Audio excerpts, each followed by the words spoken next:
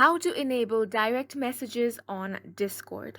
First, open the Discord application on your device and make sure that you are logged in. Now, this is going to be a very simple step, so follow along.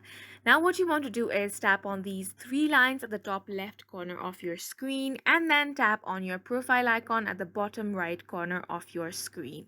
Now, scroll down a bit and then tap on privacy and safety. Now, over here, scroll down and then you will find server privacy defaults section. Over here, you want to toggle on the option of allow direct messages from server members.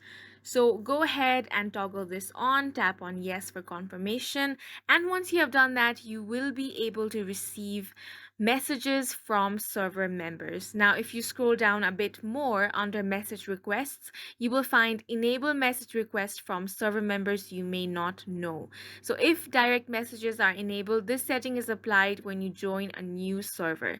So if you want that, this is absolutely optional. If you want this, you can simply toggle it on or toggle it off depending on what you want. But once you turn both of these settings on, that is pretty much it on what you need to do to enable direct messages, and now you will be able to receive the DMs from server members and others as well. So this is it for this video. We hope you guys enjoyed it. Please make sure to hit the like button and subscribe for more helpful tutorials.